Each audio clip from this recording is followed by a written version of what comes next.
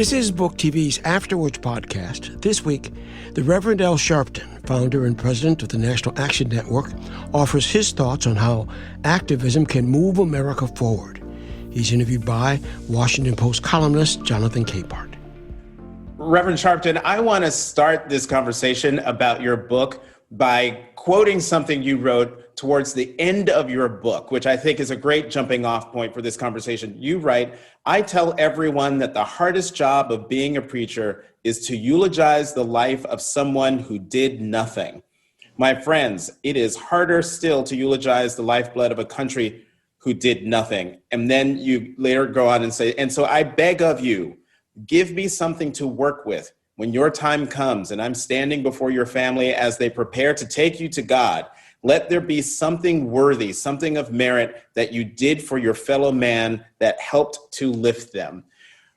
The name of your book, as we all know, is Rise Up. Talk more about that, why it is imperative, why you believe it's imperative for people to give folks like you and for the rest of us something to eulogize, to look up to.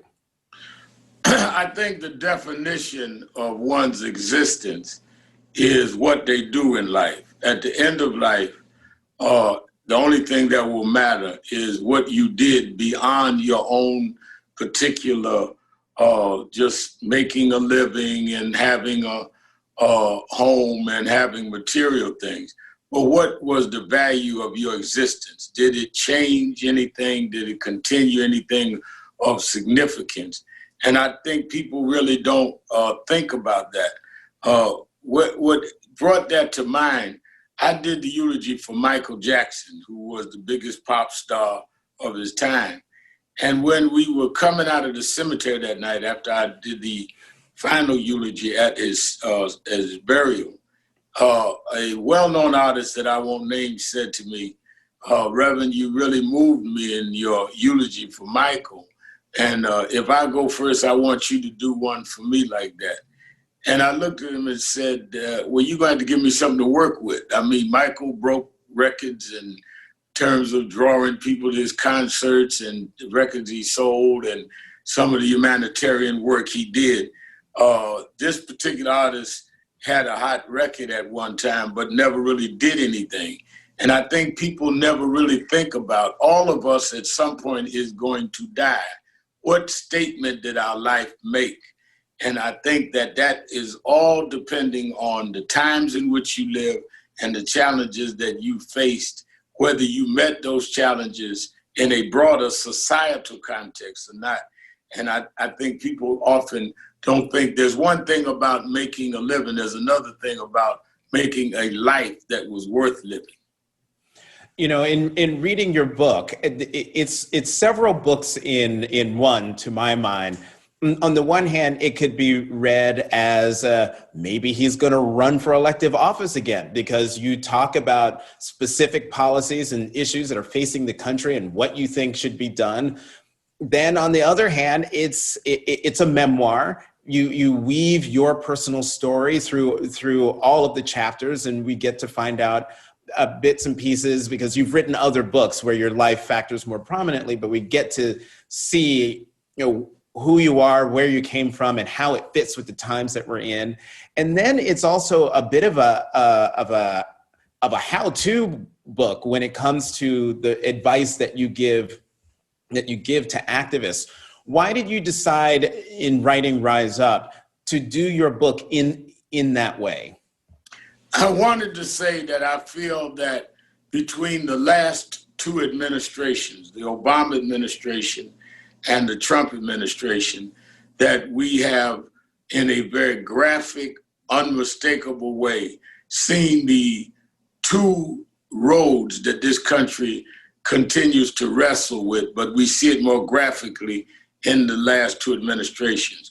We see Obama that in many ways continued the tradition of continuing to fight for civil liberties and civil rights and an inclusive society, whether it was African Americans or women or LGBTQ or people of lower income levels.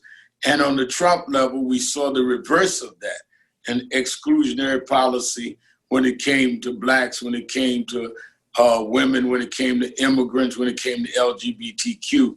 And I wanted to challenge people on both roads there, which one this country will choose.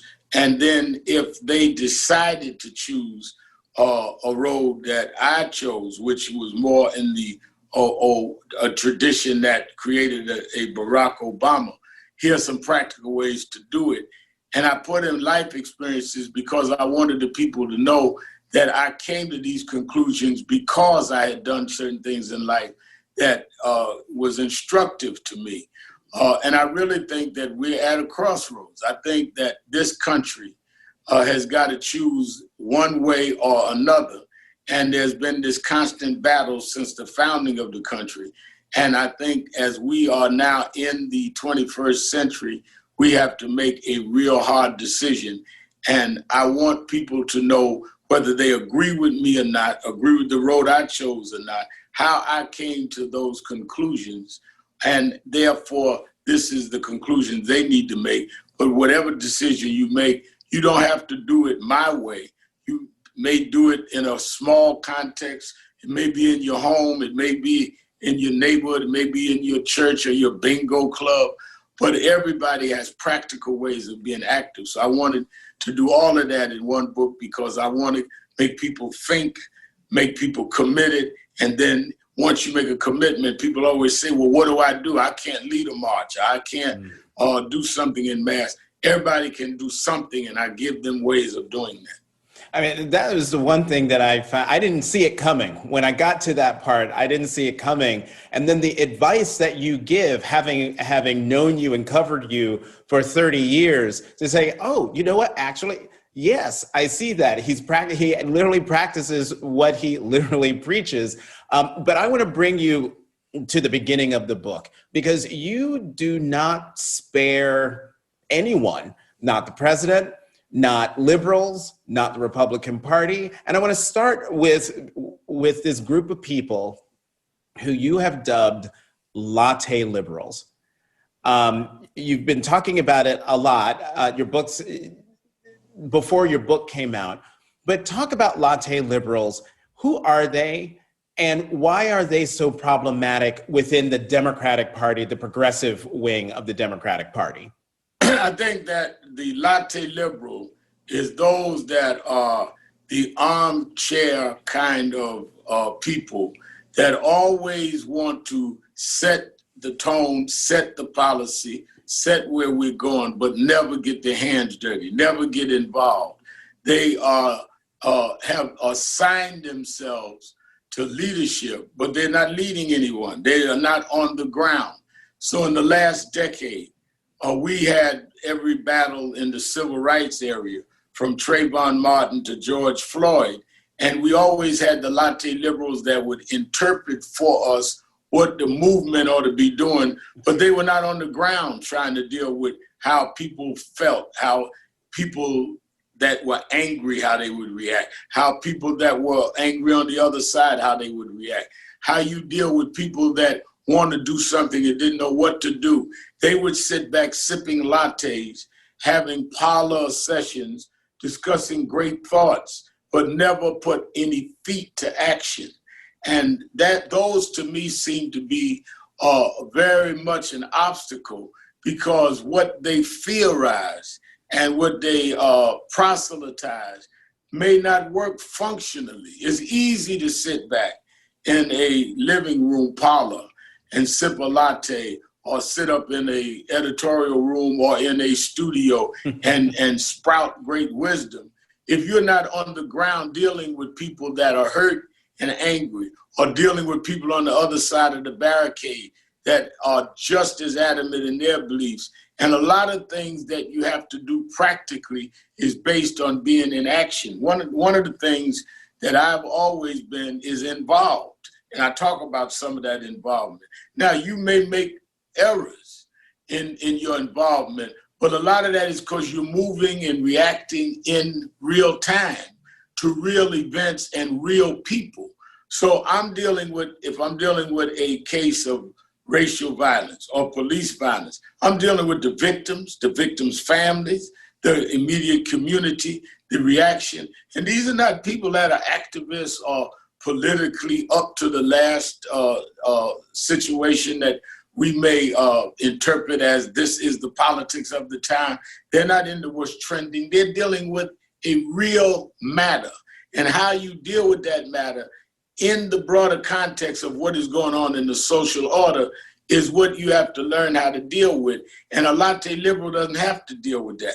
So if I'm dealing with a mother of a police brutality victim, I've got to deal with her pain. I've got to deal with her reaction. I've got to deal with what she wants done or not done in the name of the victim that they were the mother of. And the latte liberal never talks to that mother, doesn't know that that mother is as concerned about how am I going to bury my child, the cost of it. They may not have been insured. How am I dealing with a broken family that may have not come together? All of that. And the latte liberal will be judgmental, but never active. And they have become, in my judgment, just as much as an impediment as those on the other side, because they are so intellectual that they're not useful.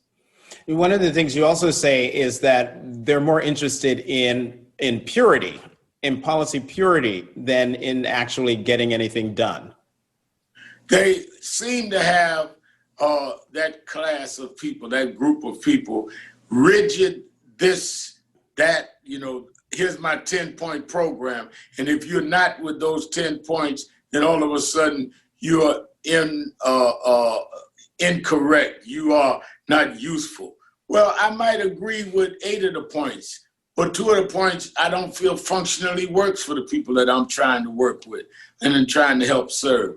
And then they dismiss everything else. And this purity test, I think, is what has cost a lot of moving forward. In politics, for example, they would give a purity test to a Hillary Clinton or a Joe Biden. And there are things I disagree with both of them, but I felt their overall direction was worthy of support based on who was opposing them. And if you say it's my way, you have to check off all of my 10 boxes, again, going to the 10-point list. If you don't do that, then I'm opposed to you. It ends up serving the opposition to all of us rather than getting something done. When you're dealing with real pain, real issues with people on the ground, sometimes you have to work with people that you may have some disagreements on some points, but the overall thrust is going to help to position where you want to position people toward moving down the right road. You write something else in your book about the latte liberal that I want you to expand on. You write, a latte liberal may mean well, but its lack of empathy or understanding of the basic inequalities that go hand in hand with bigotry, racism, and economic disparity make him suspect to anyone struggling to get a foothold in the American dream. I'd go so far as to say that if latte liberals had a better sense of these issues and their Black and brown and immigrant brothers, there'd be no need for someone like me. I wrote in the margins, when I read that, I wrote, Bernie critique? Talk more about that. I think that what I was saying is that the people that are in Black and brown communities and in some working class and even poor white communities and in the LGBT community, these are people that are living what a lot of latte liberals are reading about. So they are dealing with how they can analyze the pain without expressing the pain and expressing the reaction to the pain and expressing the outrage. When I go to a scene like George Floyd, when the family called me, I'm standing there on the corner where he literally died, narrating his own death on video with a knee on his neck. I'm thinking about the human suffering this man had while they're analyzing the law. The law is applicable, but who's going to express the inhumane treatment? Who's going to express the outrage of people watching a man dying? And I think that they're so caught up in their analysis and fitting it into the phalanx of their thought of the time that they miss the actual fact. This is a human being, somebody's father, somebody's brother, or somebody's son that laid there and was killed with 8 minutes and 46 seconds. So by the time they get through half of their analysis, they're rejected because it's like, you don't feel my pain. Someone like me expresses the pain and the outrage because when I look at a George Floyd or a Trayvon or a Eric Garner, I say that could have been me. And in parts in my life journey, it was me. And I'm not talking about some analysis I learned. I'm talking about a situation that I've had to live in. And they never get there, which is why they appear useless. In that gap, those of us that have the courage and ability to express that pain become necessary, because at first and foremost, someone in that predicament wants somebody to understand, I am hurting. This is not fair. This is not right. I'm being treated wrong.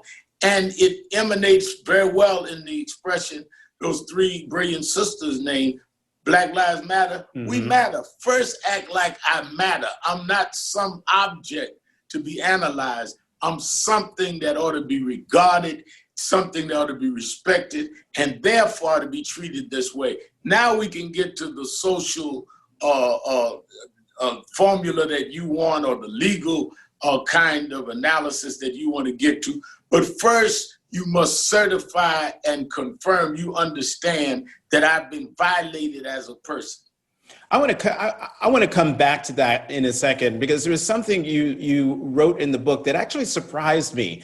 You mentioned Trayvon Martin, you mentioned Eric Garner, and there have been countless other victims of fatal police violence or vigilante violence. Ahmaud Arbery comes to mind. But you wrote in the book that when you went, I think it was when you went to Minneapolis to see the site where George Floyd was killed under the knee of a police officer, that got to you. That, I think, correct me if I'm wrong, I think you said it broke you.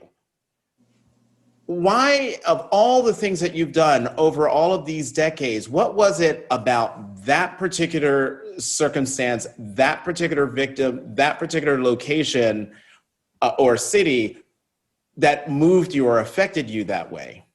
When I walked, first of all, when I got the call, Ben Crump, the attorney, called me and said the family would like me involved. And he said that, would you go to Minneapolis and kind of stand up on this issue? And I told him, absolutely. And I called Eric Garner's mother. And I said, I'm going to Minneapolis. One of our supporters is going to give us a private plane to go. Would you go with me? Because it was in the middle of the pandemic. None of us were flying. There were very few flights at that time. And I knew she was concerned, as all of us was, about going out, particularly traveling during COVID-19. She said, I'm already packed. So we got on this private plane and went to Minneapolis. We land, we go, as I've gone for the last 35 years, it seems. But when we pulled up in the middle of this community, and then we walked over, we met with some of the local activists at a church that was diagonal to the corner that George was killed on. When we walked up and I looked at this curb where this man laid, and I looked at the stores that was there, and I thought about this young lady that walked by and videotaped this man laying there in the gutter. This was right off the curb in broad daylight with this knee on his neck. It just hit me. How vicious was this? And what a way to die. This man was laying in this gutter, begging for his life in broad daylight with people walking by. And no one could stop this cop and the other two policemen standing there aiding in this man's life being taken. And it just overwhelmed me. And I think, and I say that in the book, when you lose the sensitivity of a human life and the value of it, you ought not be an activist. Because if you don't feel something, if it's just another scene and another situation that fits into your next speech, then I think that you're ineffective.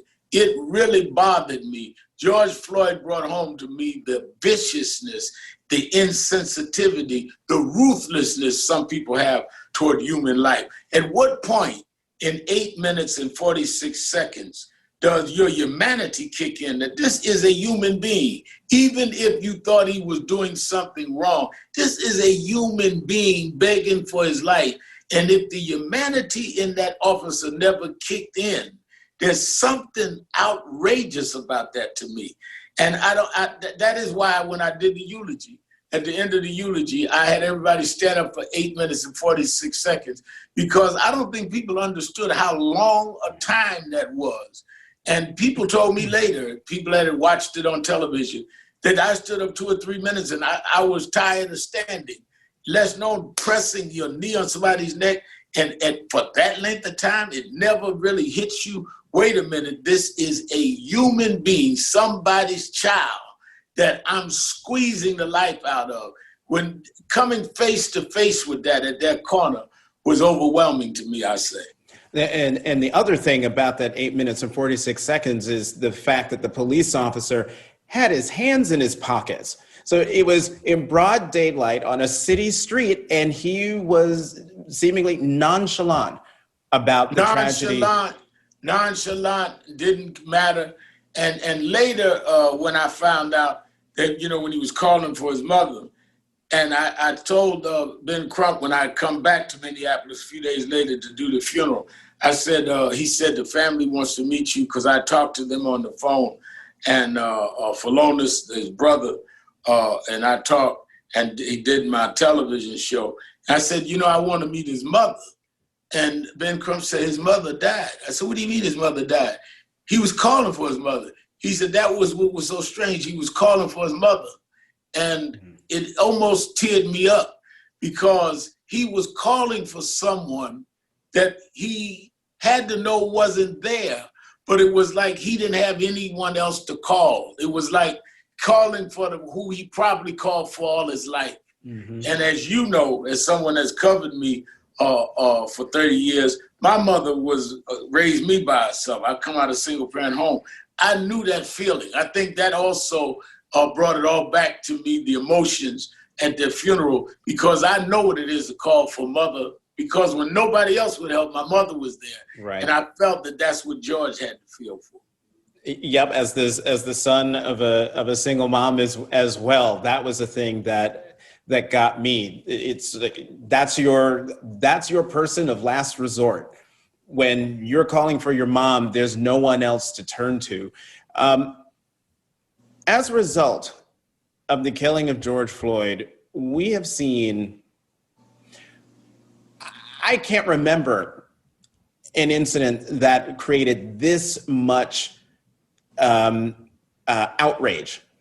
National protests almost overnight in cities big and small, protesting the killing of this man that everyone watched, as you said, for 8 minutes and 46 seconds. One of the things that I noticed, and lots of African Americans noticed, was the complexion of these protests. You've led many protests where it's just you and the African Americans who are marching behind you. This time in the protests, in a lot of places, a majority of the protesters have been white. This is a multi-part question, but give me your view about that, about white Americans rallying to support African Americans in something that we have been protesting and, ringing the bell on and screaming about for generations.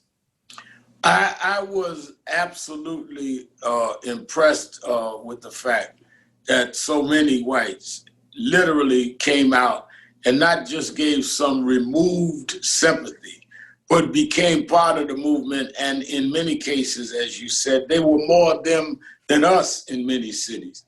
And I said, maybe we are getting through this time. Maybe this is the spark that will wake up a lot of the country, regardless of their race, because of the outrage of this kind of scene. And I think part of it, in an ironic way, Jonathan, is that this happened during a pandemic.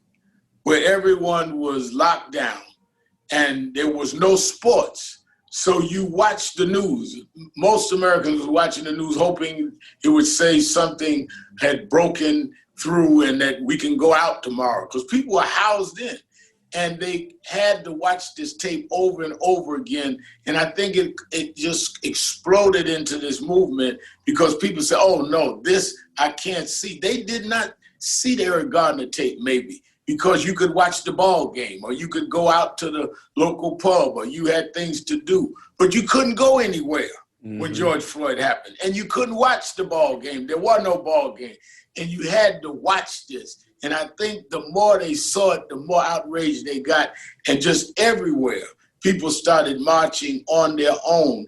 And I said, maybe this time, maybe, because I'm still skeptical. Because again, I went in early.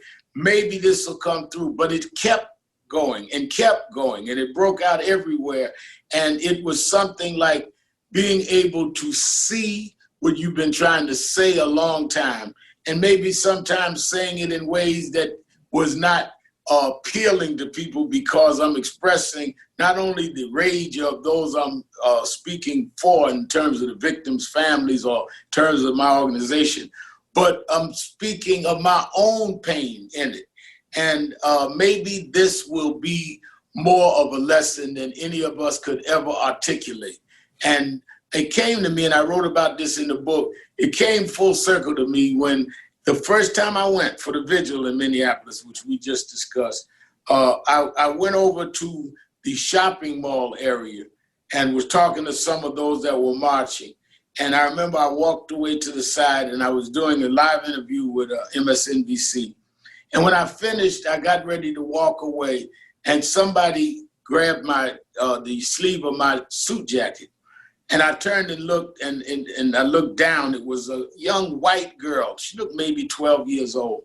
And I braced myself because I've been in marches where people would scream racial names at us or say, what are you doing here? Or you're causing trouble or something that was hostile. And I braced myself waiting for the hostility. And this little girl put her little fist up and said, no justice, no peace. And that's when I said to myself, things may really be different this time. Maybe they will hear us. We've got to sustain this to lead this to change, for real. Maybe things are changing, but, and this is why I love your phrasing of latte liberals, because I'm wondering if the latte liberals are now taking over some of these protests. And I'm thinking of that because the president of the NAACP chapter in Portland, Oregon, wrote an op-ed for my paper, the Washington Post op-ed page, basically expressing concern about what's now being called the gentrification of the Black Lives Matter movement and how you have white protesters putting themselves now at the center of the action, so much so that the message of the protest is being lost.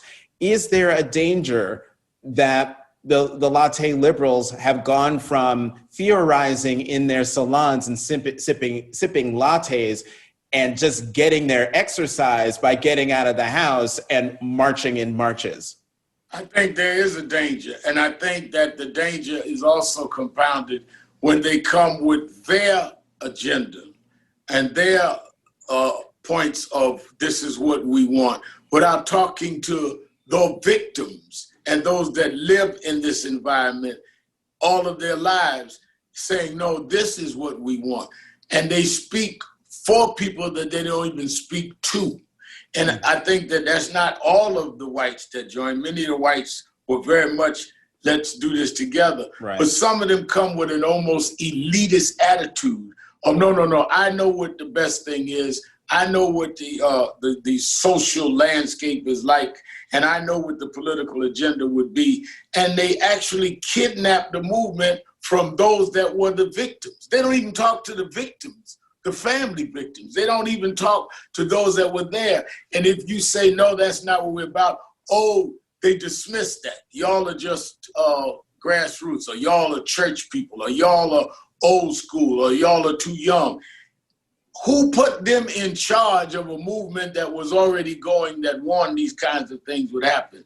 And I think that is what I wanted to really say in this book, and take them on, because I'm like, wait a minute, we need allies. We do not need people to come and decide for us what it is we want to be. It reminds me of Bright's book on Frederick Douglass, where he went through a whole story about how when Frederick Douglass escaped slavery and finally got to New England and joined some of the abolitionist movements, and when he would get up and speak, at one point, one of the abolitionist leaders said, wait a minute, we don't need you to be articulate. We just want you to be there as a show, like a perk of being a slave. We'll do the talking. Like we couldn't talk for ourselves. We're not looking for better slave masters. We're looking to be free. So we've spent a lot of time talking about latte liberals and the progressive wing and the Democratic Party. Let's talk about Republicans, because you write in your book, the Democrats, because you write a lot about the Democratic Party's failings towards the Black community, but you write the Democrats' failing of the Black community, however, doesn't vindicate the Republicans. Far from it. Just because you're in an abusive relationship doesn't mean you leave only to submit yourself to a pimp. Republicans talk all the time about how African Americans, and particularly Black Republicans, have been known to say that Black Democrats are on the quote unquote Democratic plantation.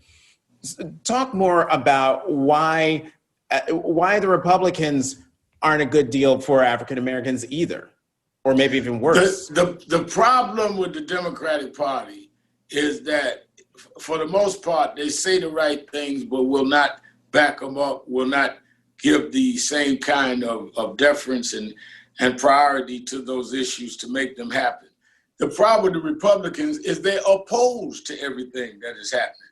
So just like a pimp, anyone that comes out of the hood like I did, pimps exploit people that have been abused. Oh, he treats you so bad. You ought to be with me. I treat you much better. And sweet talk you into submission so they can use you. They are not trying to affirm your dignity, affirm your worth, affirm your status as a human being or as someone that could think. They're trying to manipulate your being misused so they can misuse you more for their own benefit. And that's the Republicans. Oh, they have you on a plantation. Come over here where we can kill the Civil Rights Act, the Voting Rights Act, affirmative action, all of that. Come, we're better than you. We will treat you better. And the betterness is to lure you and seduce you into being fodder for their agenda, which is diametrically opposed to everything. The Democrats, the challenge is to make their results match their rhetoric. The Republicans, their results and their rhetoric is antithetical to our interest. Are you surprised by how quickly Republicans have dumped everything they told us? They told us, by us, I mean America and the world, how quickly they dumped those principles in order to support now President Trump? It is mind-boggling that a party that had certain standards and certain conduct just overnight, it wasn't even overnight, in a matter of, it appeared almost in a matter of moments, just became a cult. We're dealing with a cult of personality where behavior didn't matter, inconsistencies didn't matter, lies didn't matter. This was the party now that claimed to be the evangelical followers and the strict moral code. All of that went out the window, and they just, whatever this man said became their rule of conduct. And it is mind-boggling. No one could have ever made me believe that these people that were the Bible-thumping, go to church on Sunday, righteous people in their own mind, though I think they misapplied a lot of what they was said in church, but how they went from that to dealing with someone who would openly lie, openly defy health experts in the middle of a pandemic, openly take different positions from 1 hour to the next, and they would submit to all of that without question and get in line. You haven't even seen a major figure emerge in the Republican Party to challenge him. They all got in line. Maybe one day or another day, every once in a while, a Mitt Romney may say something or vote another way. But those were long periods of time with big gaps in between. And I'm like, I cannot believe these people that were the so-called righteous people of honor and all of that become the supplicants to a man who they got to check the Twitter pages, the Twitter thread every hour to see what they believe in based on the impulses of a man who believes in nothing but himself. You know, and this is a great segue into talking about President Trump and the way you write about him at the beginning, the middle, and somewhat at the end, because your stories in some ways are parallel. And I think you even write that you've led parallel lives. To get into talking about him and your experiences with him, I don't know if you've had a chance to read Stuart Stevens' book, It Was All a Lie, How the Republican Party Became Donald Trump. And he writes this, to your point about evangelicals believing all these things and yet they support the president. He writes, to understand how white evangelicals could embrace Donald Trump, consider him the ultimate white megachurch preacher. The congregation has been conditioned to accept leaders who are lying, philandering frauds, who live extravagant lifestyles far above their own means. Does that sound about right? That sounds about right. And that's Donald Trump. Donald Trump would put his name on buildings that he didn't own, that he really just had a branding contract at best. And he had this glitzy kind of lifestyle that was really wrought with all kind of financial danger and bankruptcies and all. He lived larger than life, but the reality of his businesses was one that you would teach in a business school not to practice the way he did. And he was exactly that, and he always was. I've known Donald Trump 35 years, adversarial at most times, then at other times, as you know, because you were in New York for a long period of time, he would be with the Democrats, supported. I remember he donated to Freddie Ferrer, a Latino candidate for mayor's campaign. Congressman Rangley gave money. He came twice to my National Action Network convention, twice. And he tried to befriend you if that was who was in power. And I don't believe Donald Trump believes in anything but the advancement of Donald Trump. And those experiences was down through the years. I remember in the 70s, and I was just a young activist, and they had these repeated claims of racial discrimination in his real estate, in his buildings that he owned or managed, and they were found by the Justice Department, was charged with that, and they had to make a settlement, and we were all at Trump. Then a few years later, when he had went into Atlantic City and wanted to bring major attractions there, Mike Tyson was the heavyweight champion. He wanted Tyson to fight in Atlantic City because he had the exclusive rights of the convention center where the fights would be and where he did his Miss America contest. And he and Don King partnered up to do fights to bring Tyson there. And I think because the local city council was Black and I had a strong presence among some in the community, we had a chapter of National Action Network there. Don King wanted us to make peace because I'd been anti-Trump on the discrimination suits. I met him and we started talking. We sit ringside at fights.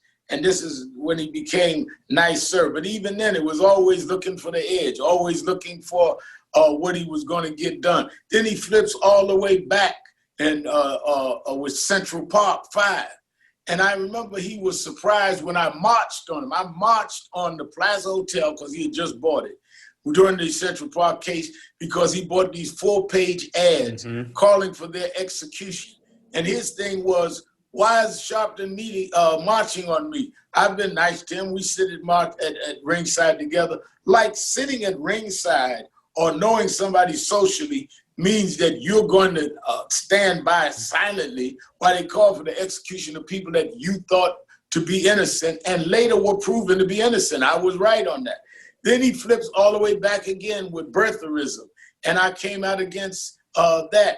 He would do whatever he felt worked for him at the time.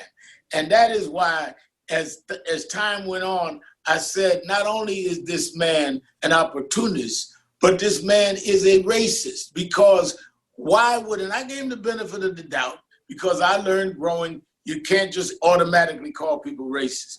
But if you're comfortable in calling Black and brown people to be executed for something that it was clear to a lot of us that didn't happen. Most of New Yorkers were saying they were guilty because they had false confessions. But a lot of people were saying there's holes in this. And when it was found out that they were innocent, he still said the city shouldn't settle with them. All the way to now you're going to claim falsely, and I know he knew he was saying it falsely, that the president of the United States was not born here. He was not a real American. This is this us against them kind of mentality. So I said, you can't be comfortable with that crowd unless deep down inside you believe that. And that's when I said, no, this man is a straight up bigot and a racist. And I talk about that in the book. Right. Ironically, when I had started hitting him hard on television, there was a meeting set up by Michael Cohen through a mutual friend of ours, where he was wanting to argue with me. Why are you on television beating me down? You know better than that, Al. And I told him, because it's racist. It is absolutely a us against them thing. And we argued in his office for about 45 minutes, finally agreed to disagree. I knew when I got on the elevator leaving, he was going to try and distort the meeting. So I got on my show that night and talked about the meeting and what I said. Of course, he tried to tweet that, Al Sharpton met with me and apologized for what he's been saying. So, Rev, that meeting you had with Trump, then private citizen Trump, arranged by his then fixer, Michael Cohen, wasn't the first time that you had interactions with Trump or even met with Trump. You write in the beginning of the book about how after Trump won election, he called you and wanted you to come to Trump Tower and meet with him. And if memory serves, you said no. He called me about, I'd say 30 days around that time after the election. He was president-elect. And I had been on Morning Joe that morning talking about him. And he called me, and out of the clear blue sky, I remember I was in a board meeting of National Action Network. I looked down, I see this number, and I just didn't answer. Then he called right back. I didn't recognize the number. And I picked up and I said, I'm in a board meeting, I can't talk. And before I could hang the phone back up again, the voice said, would you hold on for the president-elect? So I kind of look and I step outside of the board meeting and I said, yes. And he comes on, Al, I watched you on Morning Joe this morning. You're right, I'm an out-of-borough guy like you are. And look at me now. And he went on this whole braggadocio bit. And he says, I want you to come to Mar-a-Lago. It wasn't Trump Tower. I want you to come to Mar-a-Lago. And we need to talk. We need to meet. You're going to find that you can work with me. I said, I am not coming doing a photo op. I'm not doing that. I don't believe you're going to do the things that I believe in. And I still am absolutely outraged with this whole birtherism that you rode to the wires. Oh, Al, you know me. I know you. We can talk. And I wouldn't go. And I refused to meet with him. And I've not met with him since. When Omarosa was still working for him, he sent her to our National Action Network convention to speak. He's reached out several times. The only time I've spoken with him since he's been president was at the beginning of the coronavirus pandemic. I was concerned that they were not testing the homeless and the incarcerated. And I called the White House. I was doing my radio show one day and I was talking about it. And I said, I'm going to put in as a matter of record that I called the president. I called the White House and I left the message that I was concerned about the testing of those that were incarcerated because they can't social distance, they're in jail. And I was concerned about the homeless because that's all you would see in the streets of New York at that time was homeless people. Everybody else was locked in. To my surprise, about 3 hours later, he called me back. And I said to him what my concerns was. And he says, well, I hear you. I'm not making any commitments, but I hear you. And I explained why I felt that you've got to do this because they're human beings. They can't socially distance in jail. And homeless people don't have the facilities to go get tested. And there needs to be a program on it. All right, Al, we'll follow up. And then he went on, I catch your show sometime. You're kind of hard on me, but hey, you're over there with, and he made his derogatory statement about MSNBC, and we hung up. And that's the only time he and I have talked by phone or in person since he's been president. But I am absolutely convinced that Donald Trump is a bigot. That's who he is. He's comfortable with it, and he's unapologetic about it. You know, one of the other meetings that you write about is meetings where you bumped into each other. I think it was one of the anniversaries of a taping, 40th anniversary of SNL. Right. And Sarah Palin was there on the red carpet, and the two of you talked. And you say he grabbed you in a vice-like grip and pulled you in close. Smiled. This was after the meeting that Michael Cohen had said. After the Michael Cohen meeting. Yeah, it was a few weeks after that. And I had gone down the red carpet. I ran into Sarah Palin, and we finally, everybody's in the actual big studio that they did the 40th anniversary. And as I'm going to my seat, I see Trump, and he's sitting there with his wife. And I said, okay, this is going to be interesting, because I had been pounding on him since that meeting. And he leaned over, he was sitting like on the front row of this section. He leaned over the railing, and I stopped, and he grabbed me in a thumb shake grip. And he looked at me and he says, you got to do what you got to do, and I got to do what I got to do. And that's when I knew he was committed, that he was going to use this bigoted birtherism line and whatever else to go all the way where he was going politically. And then he was not formally running, but it was clear he was going to run for president. I said, he's dug in. And I nodded, I said, all right, we'll do what we got to do. And I walked onto my seat, and that was it. You know, we're going to use the time that we have remaining to talk about you and what you write about yourself in the book. One of the things that I found really interesting was the advice you got from Coretta Scott King, how she pulled you aside and sat you down, which you thought was going to be a nice, amiable conversation, but it was a whole lot more than that, wasn't it? Well, the context is, as you know, but many viewers may not, is that I started in the King movement in the North. I was born and raised in Brooklyn. And so I was always a huge admirer of Dr. King. I was youth director at 13 years old of the New York chapter of his organization. And so I always wanted to be close with the King family. They were, to me, movement royalty.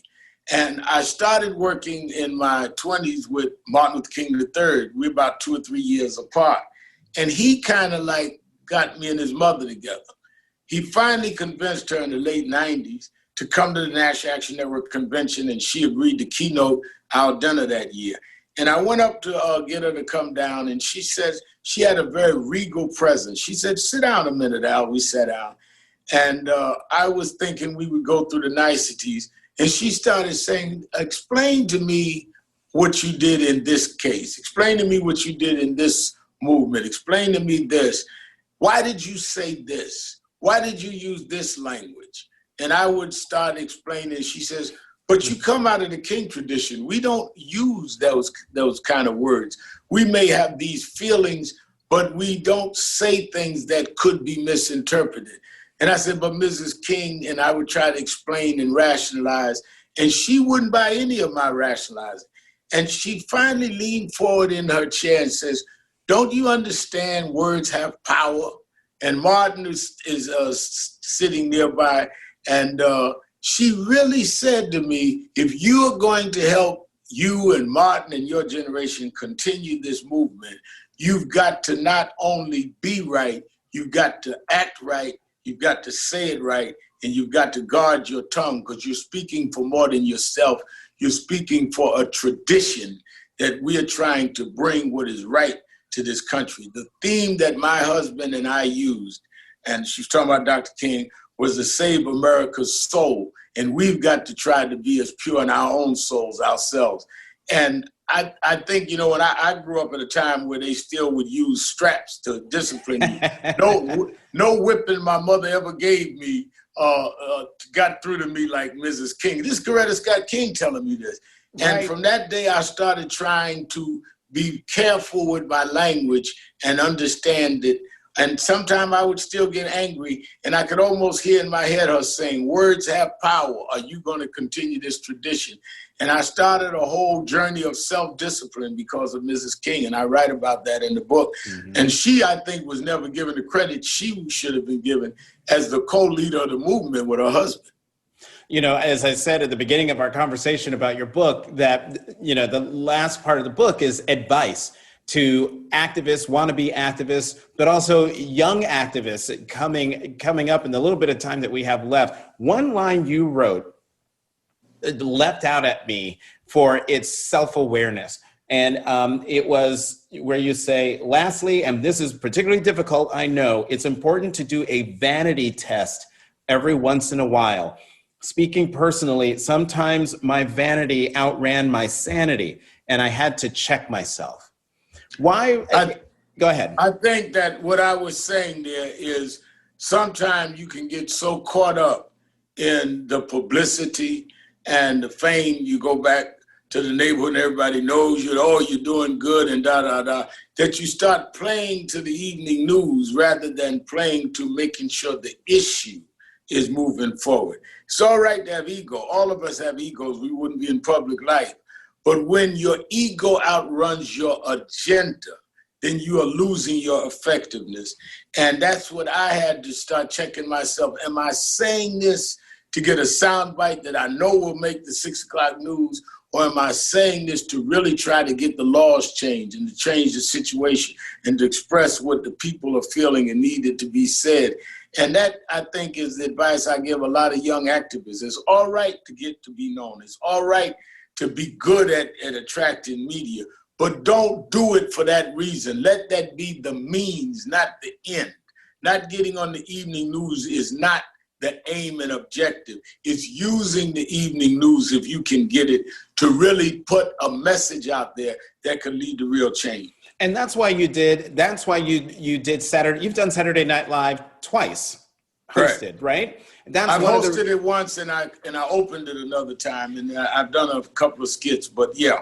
And that's the reason why you did it. It was so it was giving the message a bigger platform. I did it when they called me. Lauren called me and invited me to host it. And everyone on my staff said, no, don't do that. They're going to make mockery of you. You don't want to come off as a clown. And I said, yeah, but I also want people to know that I can laugh at myself and still operate on that platform, because they always want to just pinpoint and stereotype you as the angry black man. And I wanted Americans to understand, yeah, I know how to laugh. I know how to sing and dance. I did a little James Brown dance and all that, but I still believe in these firm things. And it ended up coming off very well. And then you also write, in terms of part of your vanity test, a time you said no to doing television, even when more money was offered to you, and you still said no. And that was, you turned down an offer to be on The Apprentice. Why did you say no to that? Donald Trump's The Apprentice had, and it was the hottest show going then, to come on and be on The Apprentice. I said, no, there's no redeeming value there. There's no trying to certainly get issues out, but there's no even redeeming value of showing that I'm not just hostile. This is just playing to Donald Trump and to be fired or not, or whatever the case may be. So I said no. They called back again and talked to Rachel Nordlinger, who handled press for me the last 25 years. And she said he won't do it. Finally, Donald Trump called me himself twice. Al, you got to do this. We'll give you more than the other contestants and all. And I wouldn't do it because I felt there was no value to it. It would have been great for my vanity. It would have been one of the hottest shows on television. I wouldn't do it. I also turned down Dancing with the Stars. You were offered Dancing with the Stars? I was offered twice Dancing with the Stars. And I told Rachel, I don't see any value in while they are shooting people in the street for me to be running around on stage in tights dancing with somebody. Rev, you are you're a preacher, but also you are an anchorman. So we've got probably less than two minutes left. For someone who picks up your book, Rise Up, what is the number one message you want them to take away from this book? The number one message is that we are at a crossroads in this country on which direction we're going to go.